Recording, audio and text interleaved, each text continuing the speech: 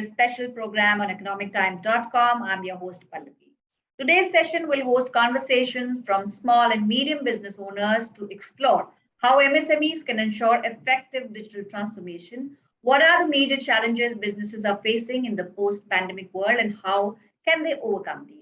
We have invited multiple speakers to share their knowledge and insights on how Indian MSMEs can embrace a digital first future. Let me begin with our first set of speakers. We have with us Mr. Swaroop Kaja, Regional Leader, Salesforce, and Mr. Gaurav Sharma, CEO, SaaS Labs Software Private Limited, to present the first segment. Swaroop Kaja leads the small and medium-sized enterprises business team for the Southern Indian region at Salesforce India. His team helps customers in their digital transformation journeys to grow their business. Swaroop comes with over 11 years of experience in enterprise sales and key account management across enterprise technology and software solution industry. Gaurav Sharma is a big believer in the power of software for building and scaling businesses and is currently building the product ecosystem of choice for millions of sales and support representatives worldwide. Gaurav is also an active angel investor and spends his weekends mentoring and talking to first-time SaaS entrepreneurs. Thank you so much, Pallavi, for the introduction. My name is Swaroop Kaja. I lead the business here for Salesforce India in the Southern region. First of all, thank you so much, Gaurav, for joining us today. Gaurav is the CEO of SaaS Labs and has been a super successful entrepreneur for the last 6 years. So hi, Gaurav. How are you doing today? Hey, man. Thank you. How are you? I'm doing good, Gaurav. I'm doing good myself. First of all, thank you so much for joining us today and also for being a customer of Salesforce and being a staunch advocate of our platform. So I would want to begin this chat by asking about SaaS Labs. You're one of the fastest growing technology startups in India, and I've also been part of the Deloitte Fast 50, right? So in this journey, how do you choose the right digital transformation partner? And what kind of technology tools are extremely important for startups in the in this space, and specifically for SaaS Labs as well? Sure. I think along with digital transformation, it's also important the kind of change we have seen in the last 2-3 years, right? Due to COVID, like people working from home mostly, for at least for IT companies, I have to mention. So not just for the productivity or tracking purpose, I think it's really important for us to ensure that we have tools which are easy to use, easy to train our people on, and also sort of help us ensuring that employees' well-being is also being taken care of. So it's productivity, tracking, obviously how people are performing. So if you can't track anything, you can't improve that. So it's very important to measure things. And third is like how we are making sure that our people are also happy and kind of healthy. They're not feeling overburdened or just because of working from home. So I think that's also some of the things that we sort of look after whenever picking any tool for digital transformation in general. Awesome. Thanks so much for that, Gaurav. So especially in that space, so what are some of the tools that you in the leadership space probably look at on a daily basis, and how is it helping you? Totally. So obviously it starts a lot of dashboards. And these dashboards are so the data that is coming to these dashboards are all mostly from, let's say, from the CRM, from the payment systems, like so we have a SaaS products, recurring payments, so we know like how people are signing up. We have to figure out like what is the trial to conversion ratios for us, so we have to have that. And then the basic marketing metrics. So from the leadership point of view, it's mostly dashboards, but these dashboards are actually driven by data coming from the different tools which our teams are using while doing the business, right? So for me, it's all dashboards. Awesome. Thanks so much for that, Gaurav. So now I want to delve into how startups operate, especially during the incubation stage and then as they mature as organizations, right? So a lot of startups are free flowing when it comes to processes. Yep. They begin and evolve as they grow, right? Because that's when the teams expand. That's when organizations need a lot more structure. So did you also go through the same journey? And when did you think that defining these sales processes or processes in general is important in your journey? Yeah. I think 0 to 1 journey is always kind of same for almost all the companies you start. I mean, so SaaS Labs is my 3rd company. Before that, I sold 2 companies in US. So you obviously start with very basic, notebook and pen, or maybe let's say a normal sheet on the computer. I think what's really important for the leaders or a founder is to understand that his or her job is to work on the business, not in the business. What this person can do to take himself or herself out of the business, right? So I think that the decision should come from that. So if currently I have to do a lot of stuff within the business, I think that's wrong, and I have to now start implementing tools where I can not just let other people do that task, but also can start tracking stuff or measuring stuff. I think that's where this whole thing sort of starts. As and when you are very close to a PMF, a product market fit, I think it's really important to have all the processes, if not from day zero. So basic PMF, few things working, some engine is kicking in. I think that's very important to get the systems in, start tracking stuff so that you can figure out like what's working, what's not working, and start tweaking things right away. And also, it's very important for you to delegate work as you grow. So as a leader, your job is to delegate, and you can't delegate without setting the KPIs or expectations right. And you can set the expectations, and you can figure out that your people are doing a good job or not, only by tracking or measuring what they are doing as an end result. And you can track the end result only if you have systems in place. So it goes back to that. So as and when your team is like 5 to 10 people, the chaos is happening now in your startup. You're no longer a single founder or 2 people sitting in a small room. You're like 5, 10 people, some PMF happening, something shipping out, some customers. It's really important to start with something, not a whole sort of proper ERP system in place, but start with something. It's really important. I think what's important is to understand the importance of automation, because that helps you as a small business to spend less money on hiring more people rather than automating a lot of tasks that you can do. So it's really important for you to handle your cash flow. So if you automate stuff, you have to hire less and do more through technology. Understood. So especially during the journey of startups, right? Whenever you incorporate processes and systems in place, one of the major concerns that we hear is the agility or staying nimble sort of takes a hit, right? Yeah. So how did you manage that journey when you're taking systems and process for your organization? Yeah, a very solid point, and this has always been my fear as well as the company grows. I think the best hack for this is like, firstly, you do all the processes, all the end-to-end process A to B in a manual manner. You will figure out like what's happening, where are the roadblocks, what all things I can automate, and then design your system based on what that manual process itself. Just don't blindly create any random process because you have a software. Just don't build a soft process like that. You do things manually. The way Paul Graham from Y Combinator says, do things which are not scalable in the early days. So do things manually, see how the process runs, and then start implementing the technology into it. For example, let's say hiring process, right? So in the hiring process, you're getting like 100 applications or 10 applications. You start sending them the acceptance and rejection emails manually, and then now you know what to send, when to send, and then you can automate that system by using tools. So I mean that's been my hack and kind of been working pretty much fine. That's very interesting. So now when we look at SaaS Labs as an organization, right? So your company helps automate generally business process as well, increase efficiency, and also make customers make better data-driven decisions using technology, right? So how do you think a CRM platform will help build an effective sales strategy to sell smarter or sell faster, or reducing the time to go to market, or increasing efficiency or productivity? How do you view CRM as a technology, and how do you think it helped you? Sure. So CRM is the number one software that normally any company which is getting into transformation should buy, because CRM is your source of truth.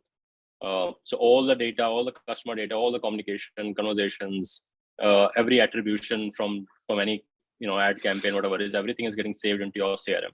It holds the whole data, every journey of the customer. So whenever you're getting onto a digital transformation journey, or you're trying to set up tooling across all your functions, be it sales, support, or anything, you need to have a place where all the data sits. And this is where CRM plays a huge role, because otherwise, and that's a very natural shift from not using any software to using software, like you're using Excel sheets to create your customer sort of list or file, but with CRM you have to automate everything and you have to move the whole customer data into a single place. So if you don't have a single source of truth, you'll have to work with 5 different tools which have different data with them. For example, you have to work with a separate tool which is for payments. You have to figure out a different tool for, let's say, sign up process, customer sign up data, whatever. So it's better you bring everything in a single place and then start optimizing other processes which come after that. So if there's no CRM, you don't have a good starting point. It's CRM sets basically the foundation of the whole digital sort of playbook. Awesome. Thank you so much, Gaurav. The other aspect of implementing a system and a process is to ensure that your team also is on board with this, and also they start using the CRM platform effectively, right? Yeah. How do you, from the leadership space, drive this adoption? And what are some of the challenges that you had to encounter, which you had to solve in the beginning? Sure. I mean, so kind of very similar. It is actually a change management sort of problem. You were using something very basic, and then you have to move to something more sort of sophisticated. So every meeting of this sort will start with a why, like why we're doing it, why it's important, or how this is going to help you. So I think it's very important for leadership to communicate internally, like why exactly we're spending X dollars or rupees onto buying some software, and how this is going to help. So that's really important to bring forward the benefits of whatever we're doing. So one is that I think the biggest challenge obviously is that whole learning curve of the new software. And they have from tomorrow morning, they'll have to log into a new system. They'll have to do some XYZ steps, which they were not doing earlier. But if they understand why we are doing it, I think that solves half of the problem. But I think normally the challenge remains the adoption in terms of how quickly they're learning the system. So I think that always remains the biggest challenge, the training of the people who are going to use the software. There are companies doing that only, and building big businesses. So that whole enablement of your people to use that software is always the biggest challenge. Awesome. Thank you so much, Gaurav. And my last question is, what's next for SaaS Labs? A lot is happening at SaaS Labs. We have been growing really fast. We closed a couple of acquisitions recently. Coming up with some new products soon. We raised some capital last year, back-to-back Series A, Series B rounds. We are building a team in US right now. We'll be touching about 300 people very soon. So yeah, so a lot is happening. Awesome. Thank you so much, Gaurav, once again for spending this time with us and also being a strong proponent of Salesforce, right? So we wish you all the very best in your journey and also continue this incredible partnership. Thanks a lot. Thanks for the opportunity. Bye-bye. Awesome. Thank you so much, Gaurav. Let's now move on to our special guest, Mr. Abhishek Rai, Director, Solution Engineering at Salesforce India. Abhishek leads a team of engineers and architects that design solutions to solve customers' business challenges. Abhishek comes with over 17 years of experience and has worked with various leading organizations in their journey of customer management. He's a technology enthusiast who holds a master's degree in management and a bachelor's degree in science. He strongly believes that innovation needs to be part of every organization's culture. Organizations are wanting to transform faster than ever, and technology only can help them catch up. Welcome to economictimes.com, Abhishek. Thanks, Pallavi. Glad to be here. As the pandemic we've seen accelerated the push for a digital revolution across India, of which MSMEs contribute greatly, it almost became essential for them to adopt new technologies and go digital in order to survive. But my question to you is, what, according to you, were some of the biggest challenges that MSMEs faced while they were going through this digital transformation? And also, what were the key Salesforce solutions that helped MSMEs overcome these challenges? Sure. I guess that's a great question. And right about the time when pandemic started and the whole country went into a lockdown, I guess everybody at Salesforce and some of the friends that I have in the technology world were thinking that if this lockdown extends beyond a couple of months, MSME segment would be the worst hit one. considering the fact that, obviously they have very low capital, low investments. They are a small scale organizations and wouldn't have so much of a, capital in their pocket to survive without any operations for a couple of months. But I guess one of the things that helped most of the SMEs that I have spoken to over the last couple of years is adoption of technology, right? To cope up with challenges that COVID had posed them. I had a conversation with one of the diamond merchants in Surat, who apparently was completely offline, had clients across the globe. Clients used to visit him. The negotiations used to happen in person.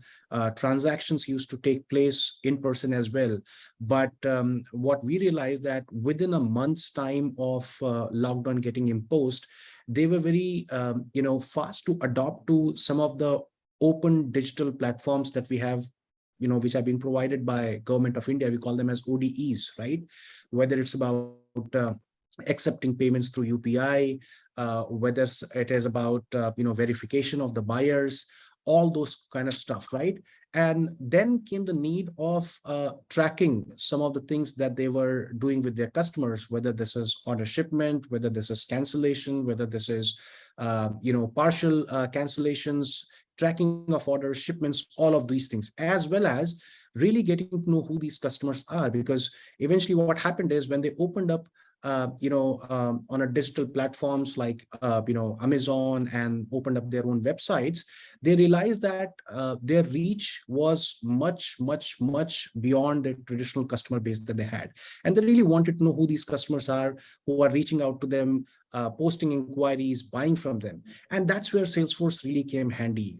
We were perhaps a one-stop shop for them to really get onto that digital transformation journey, perhaps the first step of digital transformation journey, and quickly get things in place and start working with their customers closely than ever before. I had a similar conversation with one of other SME customers that we have in food and beverages, right? And around the COVID times, just like any other SMEs, they had typical challenges around scale, around operations, around optimizations, around reducing their cost, all of that. But now when I speak to them, and they are quite a few steps ahead in their digital transformation journey, I was so surprised to see that the same organization is looking for capital investments. They have realized that because of COVID, because of COVID, they were on the digital transformation journey that has escalated their expansion plans, and all they need is more capital to be infused into business so that they can leverage technology to expand their presence into different cities, right? And I guess a lot of government incentives, policies are being made in favor of SMEs as well, who are especially coming out of that COVID, impact. If you see our, finance minister Nirmala Sitharaman has recently announced, the union budget, which has a lot of schemes, which are also favoring SMEs, right? And, I guess ODEs, which is open digital platforms or ecosystem, are really, pushing these SMEs to leverage these technologies and get onto the digital transformation journey. In fact, continuing with what we just discussed, in this journey of digital transformation, are these challenges majorly because of lack of finances, as you pointed out, or it's also because of awareness at the ground level? Great question. I guess, lack of finances, I wouldn't say was the primary reason. I was, I had an impression that it was there in everybody's roadmap to, do the digital adoption, but it was a few years away, especially for the SMEs, right? Perhaps their priorities was to, invest into factories, do some capital investments, perhaps onboard more and more people, scale their operations, and really focus on, fulfillment rather than, acquiring more customers, right? If you have X number of customers and you have, your pockets full with orders, you would perhaps focus on fulfilling those orders first. But then when the COVID came, I guess it was an opportunity which kind of pushed every SMEs to quickly get onto that track of adopting digital technologies. And we have seen that a lot of SMEs, during the COVID time started accepting digital payments, right? A lot of SMEs started going online or tied up with online platforms like Amazon and Flipkart and whatnot, right? We have another, tier two retail customers, which is very big in tier two cities, right? And their tagline is making aspirations affordable, and they were doing pretty good, right? It's not that they were doing bad, but when the lockdown happened, all the stores were shut. And you won't believe that within 3 months of engaging with us, they were completely online.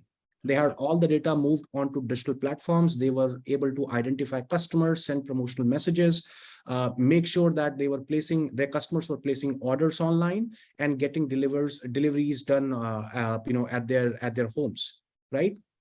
I don't think it was capital. I really think it was the need to adopt digital technologies, and that was accelerated because of COVID. And we are very happy to let you all know that almost every customer who came to us with a need of digital transformation, we have helped everybody create a single view of their customer, getting to know, let them know who their customer really is, and are there any opportunities that they can explore within the same customer base that they have. So I think it was more towards adoption of technologies, adoption of open digital platforms, tools like Salesforce, really to get onto that digital transformation journey. Mhm. In fact, also we would like to understand from you, you did mention about how this is helping the MSMEs, but also in your opinion, what is the scope and the scale of business growth because of adoption of new technologies, not just for the MSMEs, but the Indian economy in general? Well, I guess, if there is any country where you'll see a lot of investments coming in all the sectors, today it is India. I mean, if you look at the geopolitical reasons, a lot of countries today find India to be a safe investment place as compared to that of China and any other countries, right? And if you look at it, there are a lot of government policies which are also encouraging foreign investments to come into India. A lot of startups are being backed by foreign funds in India. And if you combine this flow of funds into countries like India with some of the things that we have seen over the last couple of years, I mean, today, if you look at it technically, in every house in India, you have people buying stuff online. You have people finding their life partner on matrimonial sites online, right? You have connectivity almost everywhere. And that is fueling growth into segments like retail, healthcare, food tech platforms, finance, banking, right? SMEs have a great opportunity to leverage these trends, which are changing the way Indian consumers are, consuming things, right? Whether it is buying food online, whether it is finding online match, whether it is making payments through UPI or any kind of utility services. And I guess a lot of it also has to be because of the factor of ODE platforms, like I mentioned earlier, right? Government is investing into national skills program, national health program, Aadhaar, UPI payments. All of these are creating a lot of opportunities for SMEs really to ride onto this and come out with new business models or new business ideas and serve, every nook and corner of the country. Typically through mobile phones, smart apps, and so on. We have got 560 million mobile users in India, and the mobile data rates are perhaps the cheapest in the world. That kind of shows you what kind of opportunity or potential that we have in countries like India, where you have great access to technology, we have great policy in place from the government, and we also have a lot of foreign investments flowing in. The only sector or segment which can capitalize on this is definitely the SMEs. In fact, I want to be a little more specific. And if I were to ask you, what are the different solutions that Salesforce offers MSMEs to be able to embrace a digital first future? Could you just, give some examples, some, key solutions that Salesforce offers? Well, we can definitely talk about solutions, but I guess more importantly, what we do at Salesforce is really, help our customers win the race of relevance for their customers. I have to put it in a single sentence. We help SMEs to really, sense, anticipate, and get to know, what their customers would need tomorrow before even their customers know that they'll perhaps need these things tomorrow, right? And how do we do it is by enabling SMEs to create a customer 360-degree view. Many of the SMEs that we have worked with in the past had a very transactional view of their customers, right? It could be, past purchases, it could be mobile phone number, it could be address, it could be perhaps name and age, and that's pretty much where it ends, right? What we have helped SMEs to look beyond that transactional data and create a single view of customers for all the department within the SME, right? Now, how do we do that? We kind of, go beyond the traditional transaction data and look at, their aspirations, their customers' aspiration, their family, what kind of income group that they fall in, right? Is there an opportunity for us to cross-sell and upsell before they even, get to know their needs in future? A great example of this is a fintech organization down south, which provides small loans to, retail shop owners, right? And what we have helped them do is, instead of capturing that, we have given 10,000 rupees loan, this is the EMI, this is the collection date. We've also helped this organization identify if this retail shop owner has kids, right? And are they in 10th standard, 12th standard? When is the daughter getting married? Would he need some kind of funds? Right? That ways we are helping this organization create a bigger and better view of their customers so that the customer's financial need can be planned ahead, right? Whether it's for higher education, whether it's for marriage, whether it's constructing a new house, whether it's buying car, any kind of financial need is well understood by this organization before even customer reaches out to them for any kind of help, right? That's what we do. Now, if we talk about solutions, we have all the solutions ranging from sales to marketing to service to analytics and all of that. In a nutshell, if you engage with your customers and there is a journey through which you engage, right? We have a solution which can automate and perhaps put some intelligence into every step of engagement with your customers. At the end of the day, what we, help our customers do is, building that data culture within the organization, right? The stronger the data culture is, the decisions that your team can make will be much, much, much smarter, and you will be able to have a fruitful conversations with your customers. I mean, if you look at Salesforce, I'm sorry, I'll just add one more point here. We started in 1999 and we had, just a single tool called Sales Cloud. But if you look at it today, we have sales, service, marketing, analytics, all of that. But even today, our, innovation or product releases are completely driven through what our customers are telling us, right? All the product releases or the innovations that we release to our customers is completely driven through what our customers are telling us. Sure. In fact, taking a cue from the example that you gave, in fact, we wanted to understand the solutions and the offerings that, Salesforce comes up with. Are they also customizable depending on the size of the organization? How does that work?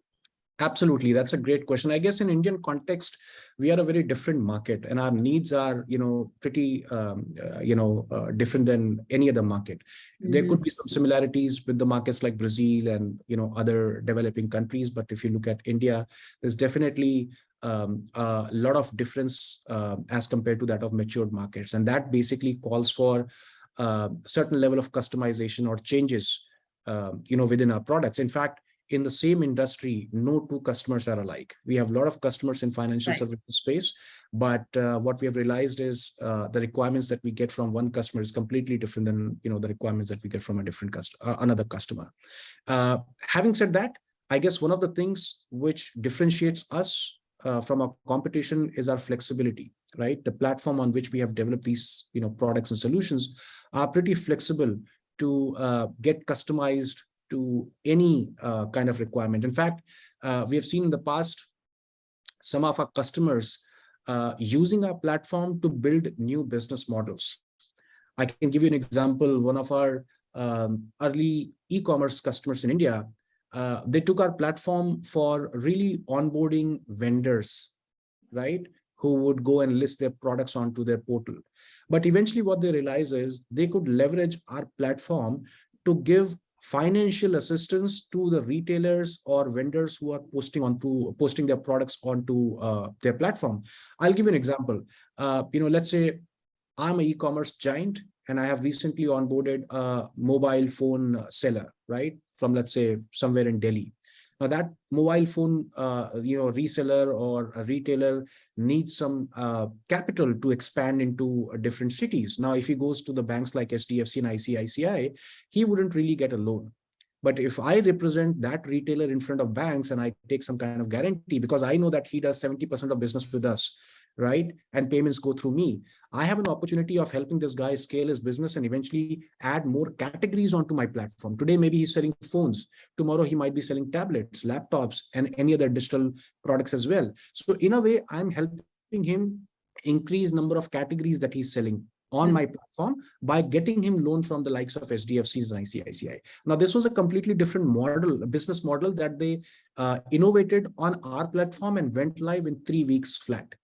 This is never been heard of, right? So this is the kind of flexibility, power, faster time to value what we provide from Salesforce.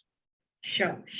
Before we let you go, just one last question. What is your outlook for the Indian MSMEs, their level of growth and their comfort of adapting to new technologies? How hopeful are you in the coming future that they will be completely ready for any kind of crisis, having seen the kind of situation in the last 2 years? What do you think now? Are they well prepared for all kinds of challenges?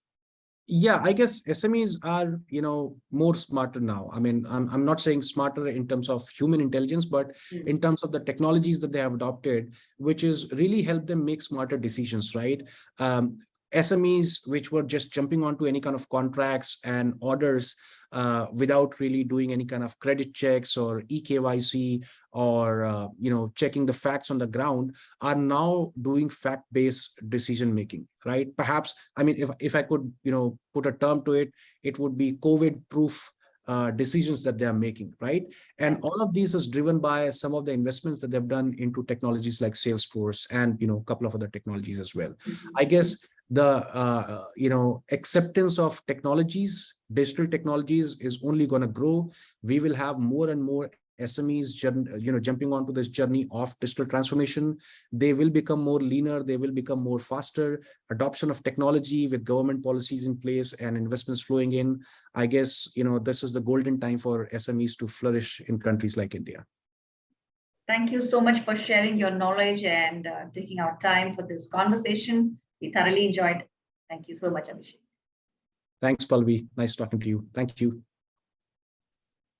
It's time now for me to introduce our next speaker, Mr. Prashant Bhargav, Principal Solution Engineer at Salesforce. Prashant has over 16 years of IT services experience across multiple roles like solutions consulting, project management, business analysis, and sales in the United States and Asia Pacific geographies. He has successfully managed IT transformation programs across Fortune 500 companies with global teams and complex deliveries. He comes with extensive experience in customer relationship management, applications spanning across Salesforce.com and Siebel in the fields of enterprise CRM strategy, solution architecture, and pre-sales. Welcome to ET.com. To understand how digital transformation helps MSMEs, I would request Prashant to conduct a small demo for our viewers. Over to you, Prashant. Thank you for that introduction. And thank you everyone for taking out the time to have a glimpse at how Salesforce can help you transform and adopt to the digital-first method of working with your customers and supporting your employees to better service them as well. I'm going ahead and sharing my screen. And the first thing that we'll do as part of this demo is I will wear the hat of a potential prospect or a customer of yours visiting your website. Now, when I visit your website, I might scroll through multiple tabs within it, and there would be opportunities for me to go ahead and register an inquiry or register for a webinar, or maybe even fill up a form to download a white paper. And that can become a point for capturing my inquiry or my lead in your system. So what you're seeing over here is a mock-up of what a webinar registration form could look like. And I'll go ahead and fill in my details. and I'll show you how easy it is to seamlessly bring this information into Salesforce. So let's say I go ahead and I share my details.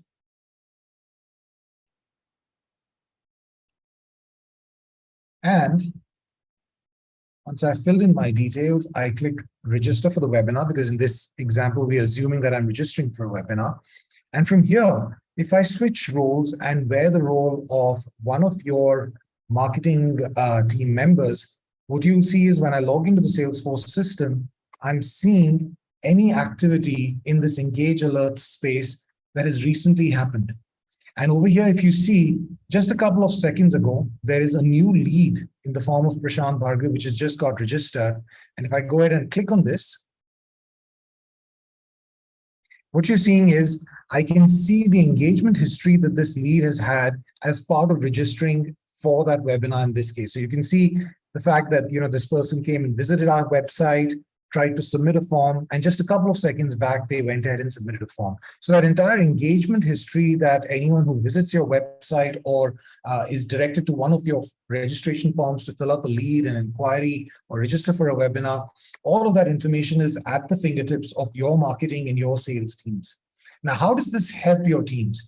You can see that here, I've got a chronological order of all of the engagements that your leads and existing contacts are having with your assets, whether it is a contact us page, whether it is a new inquiry form, whether it is a webinar that someone's registering for.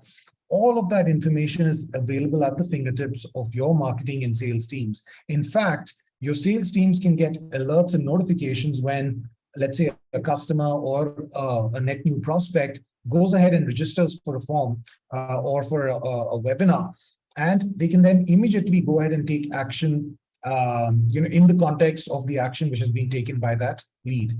Now, I will continue the demo as a marketing team member in your organization. And here what you'll see is I'll take you into the list of all of the prospects that I have, that I want to manage, that I want to communicate with. Now, in this prospect list, you'll see the new prospect that just came in, Prashant, is visible to me. And let's go ahead and search for a specific prospect who's maybe been engaging with us for a while. In this case, we'll go ahead and go into the details of Sharad Kalyani. Now here what you're seeing is the 360 view of a prospect that a marketer would get. Obviously on the left, I can see demographic information about them. I also see something like a score. Now this score you can see is broken down by specific categories as well.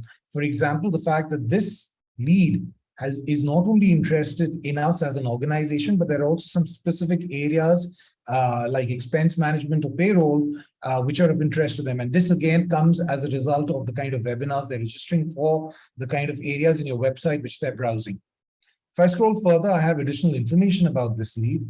But what I'd like to draw your attention to is on the right-hand side, where I can see all of the activities that this lead has gone through.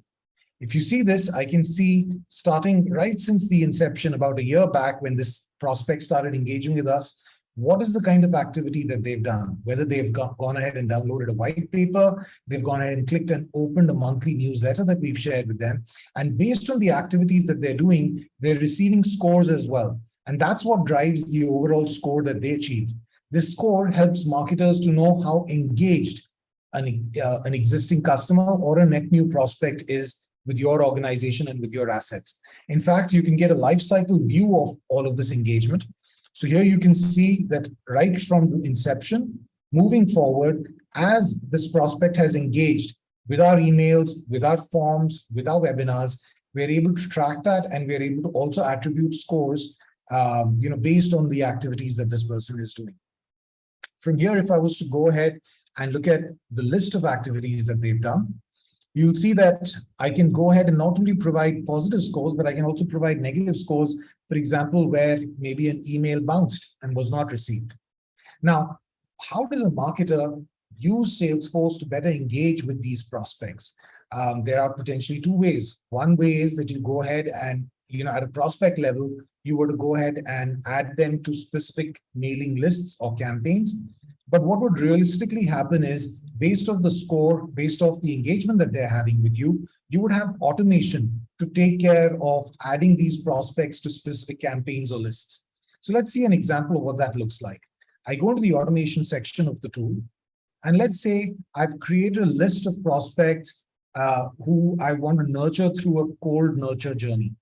Now, when I create this list, this list will include any prospect who qualifies for a certain criteria.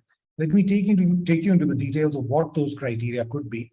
So here what you're seeing is I can see that I'm matching multiple criteria, and only if all of these criteria are met would a prospect be added to this list. In this case, a prospect whose score is greater than 250, who's got a grade which is greater than B positive, and who's interested in, let's say, our digital line of products. In that case, the action that I'm wanting to do is to go ahead and add them to the cold leads nurture list. So this is an example of how, when you have prospects coming in from your webinar registrations, from your white paper downloads, from people coming in, filling in inquiries on your website, not only are they automatically captured within your system and your marketing and sales teams updated about it, but they, depending on their level of engagement and the score that they've achieved as a result of that, are automatically also added to these engagement lists.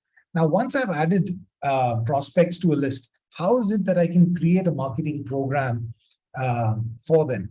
So that's where I'll take you into our engagement studio, where again, in a very declarative and simple form, you can create these nurture programs.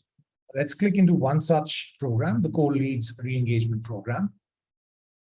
And as this comes up, let me go ahead and zoom in. What you'll see is I've got a multi-stage engagement program that I've defined for anyone who's getting added to this program. How it starts off, if I click on the start, here you can see that anyone who's part of the Cold Leads Nurture list, as well as the Trade Show Scans list, would be added or would enter into this campaign. Further, as I move through the program, the first step is a decision that I'm taking based off whether their title includes VP or not. So when I'm creating these programs, and we say that they're multi-stage programs, how I go ahead and add these steps is I just go ahead and click on plus. And here you can see that I've got multiple actions that I can take. For example, I can adjust their score. I can go ahead and add them to a campaign. I can assign them to a specific user. I can notify a user. I can send them an email, and so on and so forth. In addition to that, I can also go ahead and listen for an event. For example, maybe they're click on an email, or they're visiting a form, or going ahead and visiting a landing page. And I can also evaluate criteria. So I can put in rules as well. For example, I can evaluate if their status has changed, or if their score has gone above a certain value. In this example, we're seeing that the first thing that I'm doing is I'm evaluating if their designation contains the term VP, and then there is a path that they would go down depending on that criteria. For example, if they do contain the title of VP, then there would be an email that I send out. By scrolling over this, I can see the email that would be sent. And if they go ahead and click on a link in that email, either they will, if they don't click on that link, they'll have a promotional offer going to them. And if they do, then their score will be adjusted, and if their overall score exceeds 200, they'll be assigned to a specific sales user. So you can see that it's very easy for your marketing team to manage the prospects who are coming in, and also to create very declaratively these multi-staged engagement programs. Now from here, when you create these programs, an underlying aspect of it is also designing and creating the emails that should go out. So if I was to click into any one of these emails, you'll see that the tool also enables me to go ahead and design and create these engagement emails. If I just go ahead and click on edit email templates, you'll see here I've got a visual email editor where I can go ahead and embed links. I can also go ahead and have action buttons embedded, and I can actually create these emails right from within the tool. In fact, even the landing page that you saw in the beginning of the demo is something which can be created right from within here. And not only can I design these emails, I can also go ahead and test how these emails will actually end up rendering on different mail clients, and how will their performance be across multiple spam filters. So in this example, you can see that I'm able to see what will be the performance of this email across different spam filters that are there. And in this case, of course, it's gone ahead and passed. And in this way, I'm able to manage prospects coming in, adding them to lists, and going ahead and creating these multi-staged or multi-pronged programs of engagement with my prospects. I'll now go ahead and see how is it that I can track the performance of some of these programs, these emails, these landing pages that I have. So I'm scrolling over, and here what you're seeing is a dashboard showing me a summary view of the emails that I've sent, what is their click-through rate, how many of them were opened. I can also go ahead and filter these. For example, if I want to only see the ones which have been clicked through or the ones which have been opened, I can filter my dashboards accordingly. I can also see what is the engagement level for the different emails that I'm sending, for the forms that I'm designing and publishing, and also for the landing pages that we have, similar to the landing pages that we saw in the beginning of the demo. So from here, I will now switch hats and move into the role of a salesperson. We saw how a marketer was able to get a quick glimpse into what prospects funneling in, is able to add them to lists and create these campaigns and also track the progress and the success of these campaigns. Now, as a salesperson, I'll go ahead and see how I can take an email, which is a lead, which is assigned to me as a marketing qualified lead, and take it towards closure. So what you're seeing now is, a typical lead 360, if you will, where at the top, I can see the various stages that this lead has to go through, as well as basic demographic information about the lead. Now, as a salesperson, I have a similar view to the view that the marketing team had into the engagement that this lead has had with us. When is it that they visited our website? What links have they clicked? Which forms have they downloaded? And so on and so forth. And I can use this information as I start carrying out my activities, whether they are phone calls, emails, meetings that I have with my prospect. In fact, in the activity tab, every call, every email that I'm having with the prospect or the lead can be captured so that you have a chronological sequence of all activities happening on this lead. On the top right, you can also see that there is an AI component, a lead scoring component, which is telling me what is the probability of this lead's success or conversion. And I can see both the positive parameters and the negative parameters affecting that probability. It's also giving me a call to action. For example, it's suggesting that I can go ahead and send an email, and it can even recommend what kind of a template I must leverage when I send that email out. Now, as a salesperson, when I engage with my leads, I might want to use some of the same emails that my marketing team has created. So here, if I was to go ahead and click on send engage email, I'm still playing the role of a salesperson, but you'll see that all those emails that were designed by your marketing team are available to me also to leverage. So if I was to, let's say, go ahead and look at my email templates, if I want to send an event follow-up email, I can pick that template. I can very easily go ahead and configure and customize it if I want to. And at the click of a button, share this with my prospect. Now, let's say I'm engaging with this lead, and it turns out that maybe they want us to connect with them next quarter again. And in that case, as a salesperson, I can also go ahead and add this lead to a nurture list. So similar to how marketing team member is able to manage campaigns and is able to design lists, as a salesperson, I can go ahead and choose if there is a lead or a contact that I'm engaging with and I want to add them to a specific campaign, I can do that myself as well. So that really helps bridge that gap or bridge that connect between your marketing and your sales teams. Now, let's say we are able to successfully convert this lead, and this lead turns into an account, a contact, and an opportunity that I engage with. I would next want to show you what is the kind of view that Salesforce can provide to your salespeople so that they can better engage with the customers that they're working with. So from here, we'll jump into a sample account view, and we call this an account 360, where we are able to create an integrated single view of your relationship with that account. So on the top left, I've got demographic information about this account. I can also see what's the breakdown of the probability of spend for this account within our various service lines or product lines. And if I scroll further down, I see a news component, which is summarizing any relevant news from multiple news dailies. These are both international as well as India-based. And if I find any news relevant, I can obviously leverage that in my conversation with this account, but I can also go ahead and at the click of a button, share this with a team member. So let's say if I want to go ahead and share this with another team member, I can mention them and share this news article with them. This collaboration, again, is baked right into the tool as part of transforming the way that your teams work with your accounts, work on leads, work on opportunities. And we call that chatter. So if I go into the chatter tab, You'll see that that news article that I just shared with Ajay is visible over here. In fact, the entire history of any interaction that team members have had in relationship to this account, whether it is news articles, whether it is documents which have been shared, presentations which have been shared, quotes which have been shared, all of that is summarized right here, and this is searchable as well. Now, on the top, you'll see I've got certain dashboards talking about what's the overall pipeline that we have with this account, what's our opportunity value, and what is the strength of our relationship with various contacts within this account.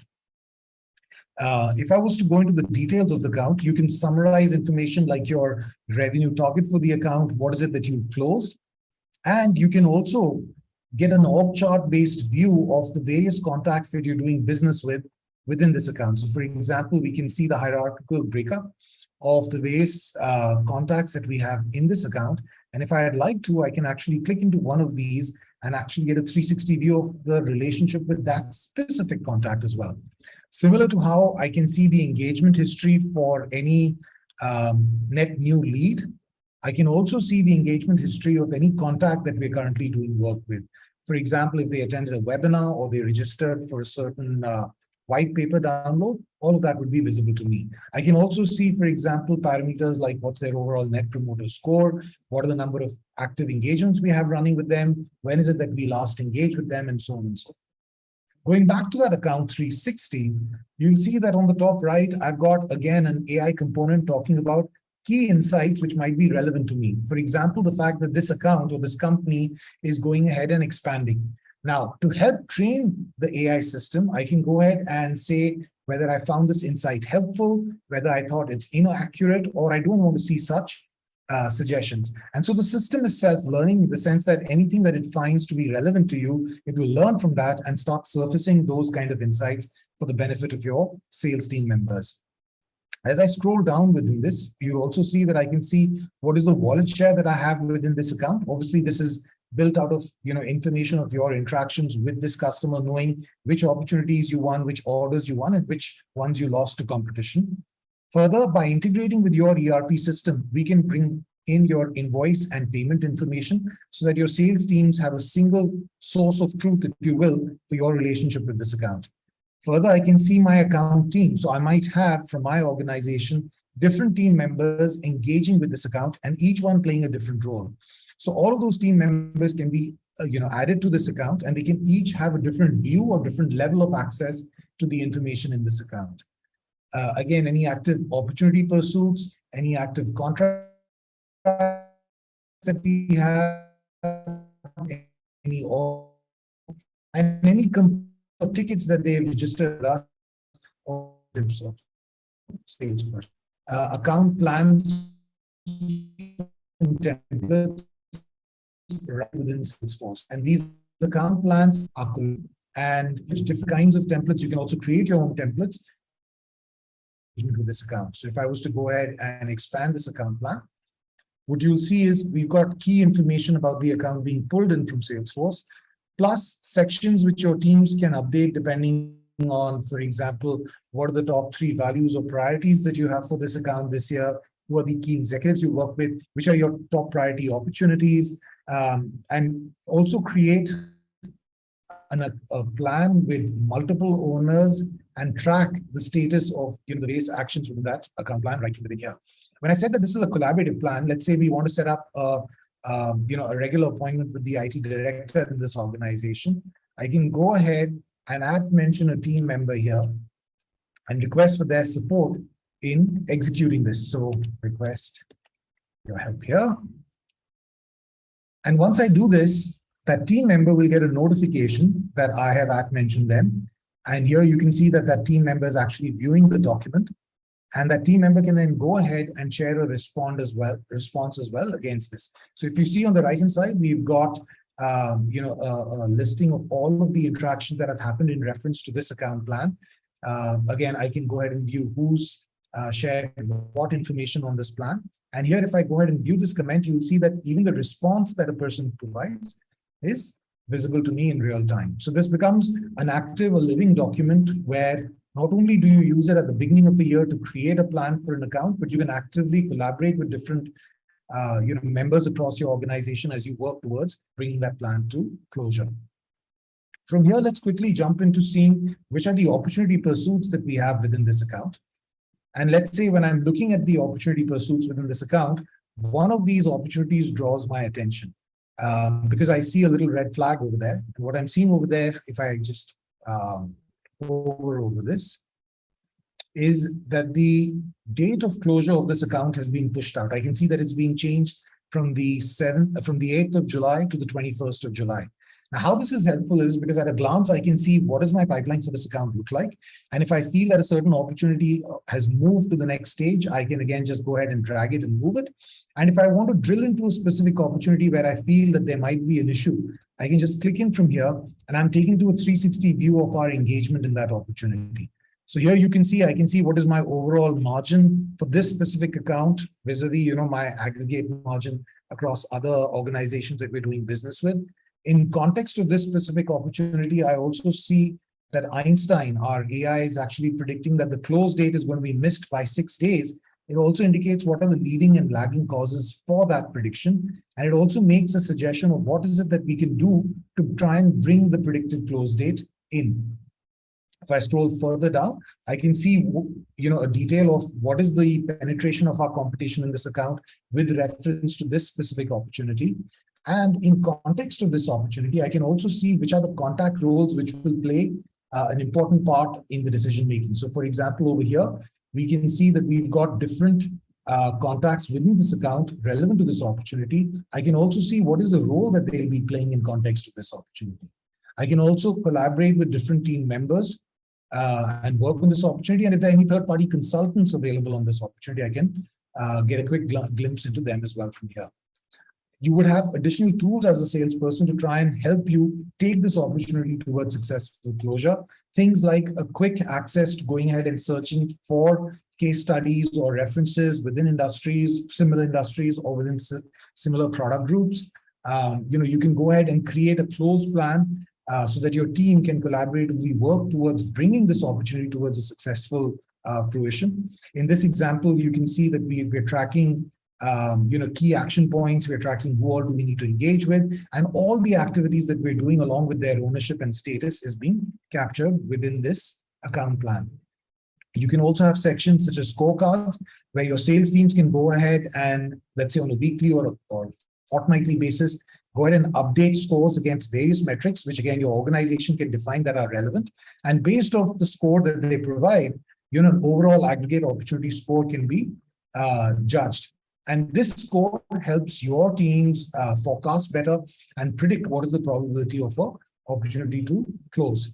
You can also use the system to create proposals, to create quotes, and go ahead and share them with your customers and successfully take your opportunity towards closure.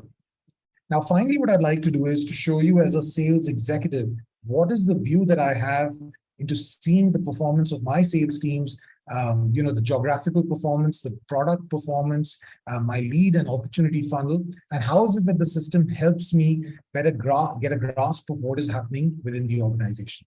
So here I'm now wearing the hat of a sales executive, and here I'm looking at a couple of sample dashboards. What you're seeing here, for example, is at a summary level, I can see what is it that we have closed and what is our goal attainment, what is our win rate, what are the average deals that we have, and also what is the average days that a deal stays in the sales cycle. If I want to look at the leaderboard of my various team members, I am here seeing an aggregate leaderboard, but if I want to zoom this in for a specific person, I can see what is the closed revenue by a specific person. I can see what is the pipeline they've generated, what's their average sales cycle like, and how many activities have they closed in a certain period. In fact, if I want to go ahead and see what is the movement of my pipeline like, I can at a quick glance again, get a view of my open pipeline at the start of a certain period, and then see how it transitions to the close of that period. The system can also help you identify white spaces within your account. So where you can actually go ahead and map out by account, what is your performance across different product lines. And if you want to view your benchmark performance of your team vis-a-vis, let's say something like their win rate or their number of activities, you can, you can visualize two separate parameters at one go as well. So for example, here, what you're seeing is what is on the left-hand side, the closed won revenue vis-a-vis the average win rate for specific sales reps. And of course, all of these dashboards are such that you can go ahead and filter on them. You can see that as soon as I select Alexa, we're able to actually see specific information like the win rate specific to her, quota attainment, and so on and so forth. And finally, if I was to look at my team activities, whether across all time periods or specifically in a certain quarter or in a year, I can slice and dice my team activities by calls, emails, events, and tasks. Now, this was as far as the overall performance of your organization. But if you want to delve a little deeper into the performance of your funnel, the system can help you do that as well, where you can look at what is your average lead conversion time, what is the performance of leads by region, which are your top performing lead sources.